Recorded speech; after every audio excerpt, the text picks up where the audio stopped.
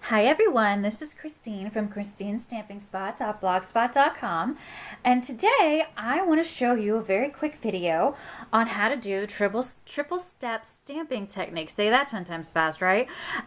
This is a card that I posted early on right after I started my Stampin' Up blog. So this is an idea of what the triple step stamping technique looks like. This is a card I posted just yesterday that also uses this same technique. And then this is the card that I did for today, and this is the quick card we're going to make during this video. So let's go ahead and get started. My card today is going to use stamps from 3 different stamp sets. My flower is going to come from the Flower Shop stamp set, which is in your annual 2015 to 2016 annual catalog from Stampin' Up. And we'll be using this flower for today's card, but I used this flower for this first card that I did with this technique that I posted a couple weeks ago on my blog. This particular stamp set is perfect for so many techniques, this among them. From the Bountiful Borders stamp set, I'm just going to use this little leaf stamp right here, just to put some leaves throughout the card. And then the third stamp set that I'm going to use is just for a greeting. I'm going to use the Build a Birthday stamp set, and I'm just going to use the birthday wishes greeting right here, the sentiment right here at the top. Okay, so let's go ahead and actually get started with the card, and let me show you how you do this technique. You're going to take 3 different pieces of Whisper Weight cardstock, and here are the measurements. The smallest piece is going to be 2 by 3 1/4. The medium-sized piece is going to be 3 by 4 1/4, and the biggest piece is going to be 4 by 5 1/4. And all you're going to do is you're going to center these weight pieces on top of each other like that, and you're going to take a little bit of your snail adhesive and just very, very lightly glue them together. You want to just go very light on the adhesive because eventually you're going to pop this up and put the layers underneath. Okay, so I'm going to start with my small piece here, and I'm just going to put just a tiny little bit of my snail on the back, and then I'm going to move my big piece out of the way for a second, and I use my grid paper for this technique, which you can purchase in the catalog if you want to. I just love it because it also has a ruler on it, and I can sort of use it to get my things, my layers centered. But so anyway, I just put a little bit of adhesive right on the back of this, and we're going to push it down. Okay, so it's a little tilty. You can tilt it just a little bit because I didn't put that much, but it's going to get the job done in terms of keeping the piece down. Then we're going to do the same thing between our middle size piece and our largest size piece, and we're just going to center that right in the middle of the largest size piece. There you go. Okay, so when I do this technique, as you can see on this first card that I did, actually on all of them, there's a little sentiment that I put on the very top panel. So I like to start with that sentiment so that I don't run out of room for it later. So I'm going to go ahead and use my Memento Tuxedo Black ink, and I'm just going to ink up very quickly here this Birthday Wishes sentiment that I'm going to use for this card. Okay, so I'm going to go ahead and just stamp that right here at the very bottom right hand corner of my smallest panel. And remember, with this photopolymer, straight down and straight back up. Beautiful. Okay, and go ahead and put our Memento Black ink away. We're not going to need that again. Next, I'm going to take out my Melon Mambo, and we're going to use this flower. Again, it might be hard to see, it's this one from the Flower Shop stamp set. And all we're going to do is ink this stamp up into our Melon Mambo ink, and we are just going to stamp it randomly along our layers here. And you're going to go right over top of some of your layers. So if you can hopefully watch what I'm doing. There's no rhyme or reason to how I'm stamping this. I'm just going to town here.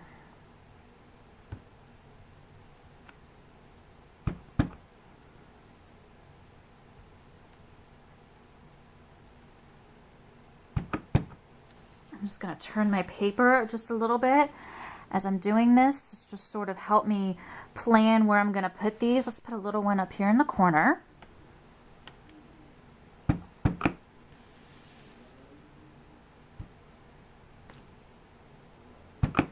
Okay, I think we need one right about here.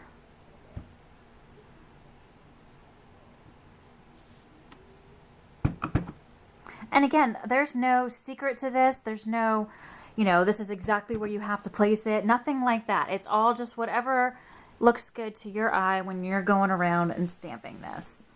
Okay, so I think I'm going to add just a couple more here in some of the spaces.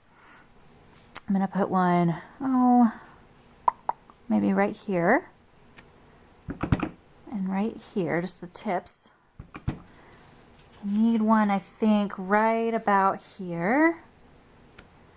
And you don't have to fill in every space because that's what our leaves are going to be for. Okay, and let's just put a little one right there. Okay, so that'll be good for the flower. And now we're going to take this little leaf image, and again, it's this one in the top left corner here from our Bountiful border. I'm going to go ahead and close up my Melon Mambo ink. I'm going to take out the Always Artichoke, and that's the color I'm going to use for my leaves. So let's see here. I'm just going to ink up the leaves, and I'm going to sort of just stamp them, again, relatively randomly, as if they're sort of coming out of the flowers, if that makes sense.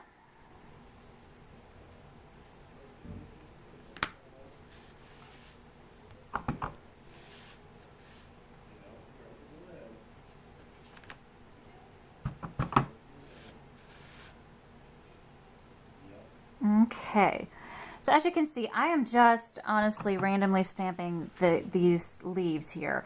Let me do just a couple more. We're almost done. I just want it to look aesthetically pleasing. Let's do one up here. Okay, there's that. And then I think I just need maybe one right here, perhaps. Just coming out of this flower. And then let's do one more. Actually, I lied. Let's do two more. I'm going to do one right here, coming out of this one. Okay, and then the final one right here. Okay, there we go. So I'm going to go ahead and close up my ink because I know, see, I just did it. Ha! Just got myself all inky. I was just about to say, I know if I don't close it up, I'll end up with my paper in it or something, but still managed to get my finger in it. All right, so now all we have to do next is very gently peel the layers apart. And it's okay if you get a little bit of tear. Well, let me actually bring this up to the camera first before I do that, just so you can see it a little bit more close up. So this is what I've done. And as you can see, there's a little bit of a seam in between the images. But you know what? Your layers underneath are going to fix that. So you're not even going to see that at all. So now I'm going to go ahead and peel these layers off. And it's okay. As you can see here, I've got a little bit of tear from the adhesive. Totally okay because, again, our layers are going to fix that. Okay? So now I'm going to bring over my Melon Mambo cardstock that I used on this particular card. And the first layer that's going to go under the top smallest layer is measured at 2 1/4 by 3 1/2. And I'm going to go ahead and just adhere this together using my snail adhesive. Okay. So basically your Melon Mambo layers are just 1/4 of an inch larger than the white layer. Okay, so that will mean that the Melon Mambo layer to the middle is 3 1/4 by 4 1/2.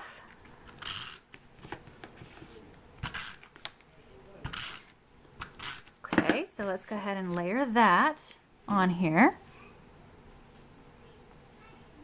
Okay, and then your final layer is just going to go on your card base, which measures 8 1/2 by 5 1/2. And when it's scored, of course, it's 4 1/4 by 5 1/2. So let me just go ahead and adhere that to the card base. And you probably don't need as much adhesive as I put on. I'm just one of those people that likes a lot of adhesive just to make sure it's not going anywhere. Okay, so now we're just going to build up. And you see, I'm just laying this over here for you to quickly see, but do you see how the gorgeous layers make that seam go away, and it just looks like just a beautiful technique. I just love it. So I'm going to go ahead and put this one on top here. And all you have to do is just line it up with the underlying image. Okay, see how I did that? And then the last step is to just adhere that right there. So let's go ahead and do that. Okay, let's see, right about, it's a little hard, the camera's in my way, so forgive me if I'm not lining these up perfectly. I just wanted you guys to get the idea. It's a shame I can't do better for you, but this camera, it's a little bit harder to do videos than I thought it would be, so forgive me if it's not perfect. But okay, there you go. Now all of your layers are adhered, and it's just a beautiful technique, isn't it? I just love this technique, and it's so super simple. And you could be done right there. I'm just going to add one more step. I'm going to stamp one more of my flower in my Melon Mambo ink.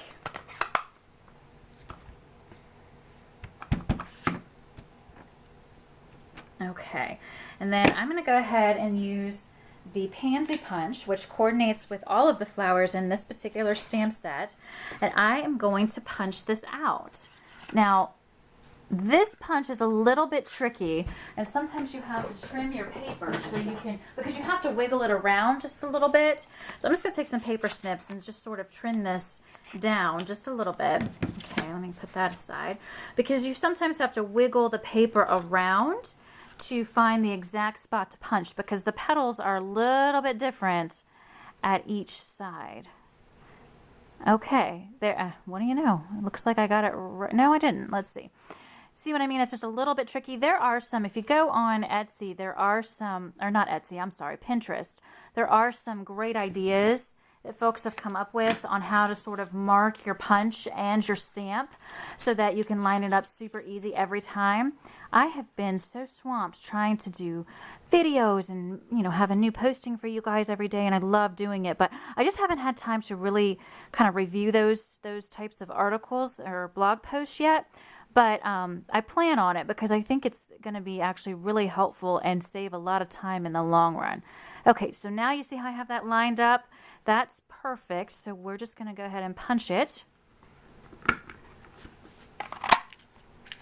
Okay, and then these punches, just to close them, you just push down and then pull this down. Okay, and here's the flower. And I just like to sort of bend the petals up with my fingers just a little bit, and then I'll grab a dimensional and stick it right here on the back, peel off the backing, and I'm going to place it right here, right above my sentiment, right there. And let me just slide that over so you can see. And then the very, very last step, I just love these rhinestones, and I'm going to stick a rhinestone right in the middle. You get so many rhinestones, by the way. I want to show you this. These are actually on sale this week, very discounted. These are called the Jules Basic Rhinestones from Stampin' Up. Look how many you get on one sheet, and they're like $4, I think, and they're on sale for $2 and something. So I definitely recommend picking those up, especially this week while they're on sale. Okay, so here's your card.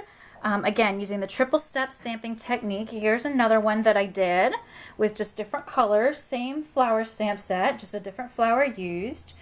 Here's the one I posted yesterday for Christmas using a brand new stamp set from the 2015 holiday catalog, which is now live, by the way, and you can order from it. And then here's just the first sample I made of the card I just did for you. So I hope that you enjoyed this video. I'd love to see your projects if you choose to use this technique. Shoot me an email and let me know. If you need a catalog or a holiday catalog, shoot me an email and let me know. I will link my blog with all of my information on it at the bottom of this YouTube video. Thank you so much for watching, and have a wonderful day. Bye-bye.